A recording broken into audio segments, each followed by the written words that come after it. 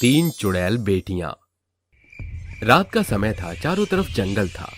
चारों तरफ से शिकारी भेड़ियों की आवाज आ रही थी। आधी रात के समय राघव, सीमा, गरिमा और बलराम एक साथ एक गाड़ी में मधुबन नगर की तरफ जा रहे थे।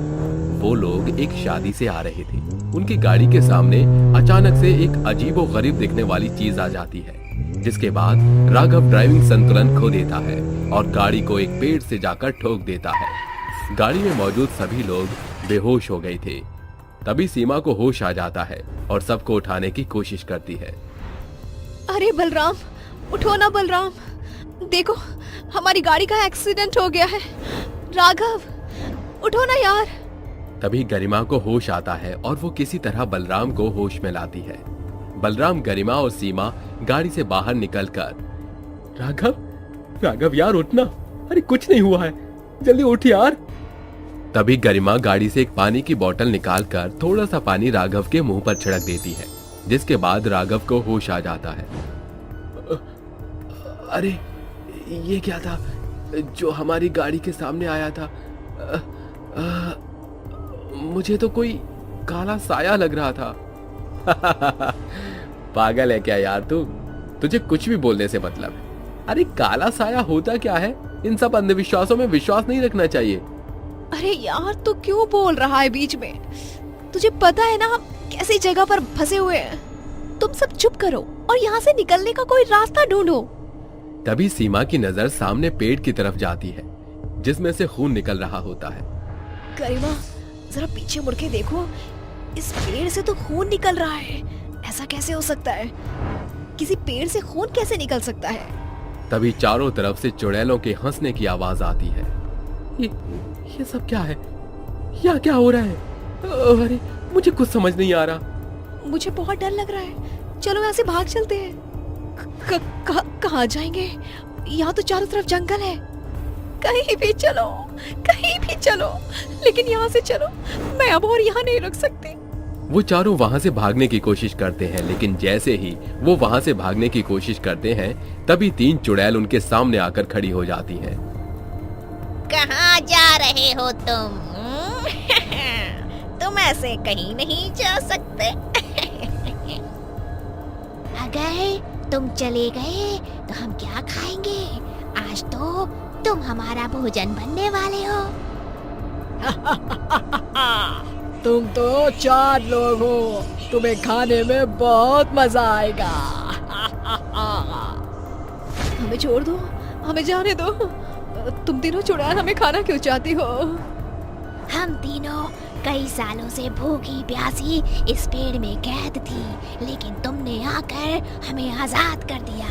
इतने सालों से हमने कुछ नहीं खाया था, इसीलिए अब तुम्हें खाकर अपनी भूख मिटाएंगे हम। ये कहकर वो तीनों चुड़ैल उन चारों को खा जाती हैं और उस पेड़ से आजाद होकर गांव में हमला बोल देती हैं। अरे वाह, यहाँ तो बहुत सारे इंसान हैं, आज तो हम सबको खा जाएंगे। वो तीनों चुड़ैल हवा में उड़कर गांव में एक एक करके सभी आदमियों को खाने लगती हैं। कोई नहीं बचेगा, सब के सब मरेंगे। सब हमारे पेट में जाएंगे। अरे बहनों, इतने दिन बाद आजाद होकर जो मजा आ रहा है वो पहले कभी नहीं आया। चुड़ैल एक बच्चे को खाने जा रही होती है, तभी उस बच्चे की माँ चुड़ैल के सामने हाथ जोड़ने लगती है। मैं तुम्हारे आगे हाथ जोड़ती हूँ, मेरे बच्चे को छोड़ दो। उसने तुम्हारा क्या बिगाड़ा है? तुम हमें क्यों खाना चाहती हो? मैं भूखी हूँ, मैं तुम सबको खा जाऊंगी, किसी को नहीं छोड़ूंगी। ये कहकर चुड़ैल बच्चे को सीधा अपने मुंह में निगल जाती है। ऐसे ही धीरे धीरे तीनों चुड़ैल गांव के सभी लोगों को खा जाती हैं। तभी उनकी नजर एक वीरान झोपड़ी पर पड़ती है। उस झोपड़ी में क्या है? कौन होगा उस झोपड़ी में? जो भी हो, मुझे तो बस इंसानों को खाने से मतलब है। बहुत ही स्वादिष्ट लग रहे हैं। वो तीनों झोपड़ी के अंदर जाकर देखती हैं, जहां उन्हें एक बूढ़ी औरत पलंग पर सोते हुए दिखाई देती है।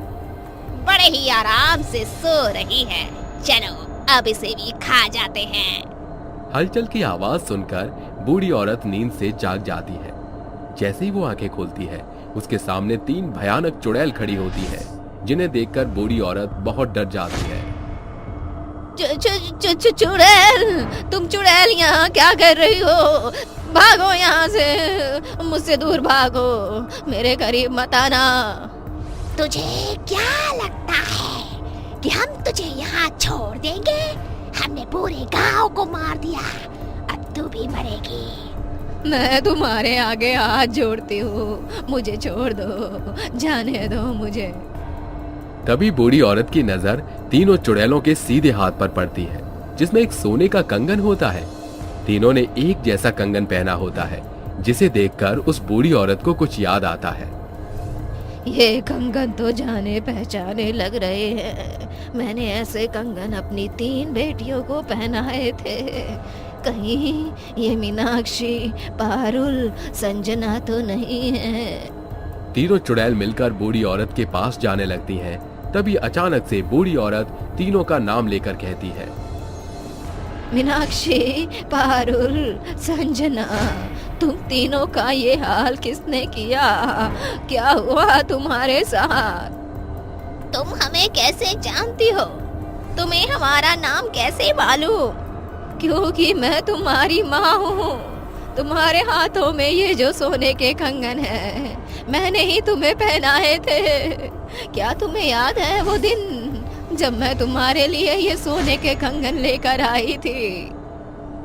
हाँ माँ, मुझे बहुत अच्छे से याद है। माँ, तुमने ही तो हमें अपने हाथों से ये कंगन हमें पहनाए थे। लेकिन माँ, तुम हम तीनों को छोड़कर क्यों गई थी? तुम्हारे जाने के बाद तुम्हें पता है क्या हुआ हमारे साथ? बेटी, मेरी मजबूरी थी।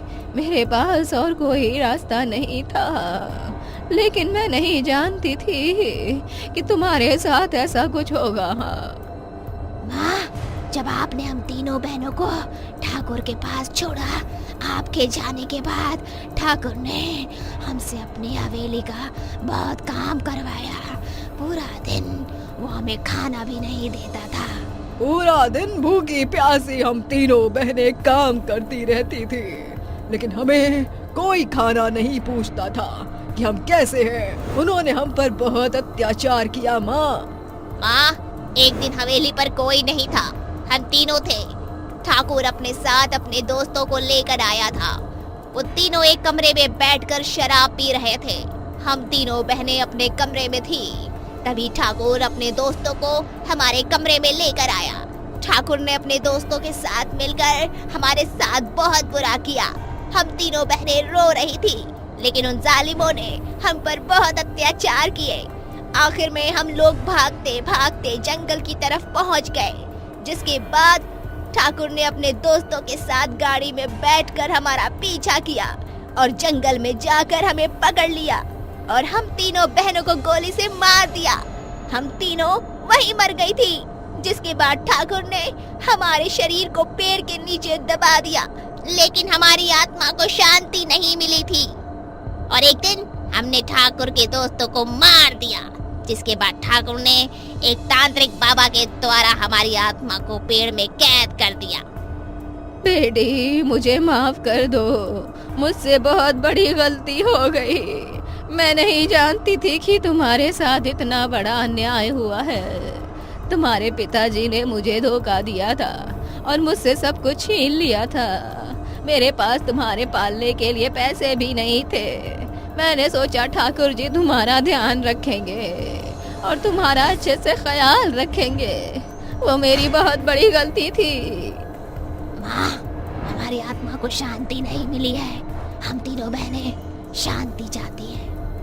बेटी, तुम चिंता मत करो, मैं तुम तीनों की आत्माओं को शांति दिलवाऊंगी। बूढ़ी औरत एक तांत्रिक बाबा को गांव में बुलाती है, जिसके बाद तांत्रिक बाबा उन तीनों की आत्माओं को मुक्त करने के लिए एक विधि शुरू करते हैं। कुछ ही देर में विधि संपन्न हो जाती है और तीनों चुड़ैलों की आत्मा को शांति प्राप्त हो जाती है और वो वहां से हमेशा हमेशा के लिए गायब हो जाती है।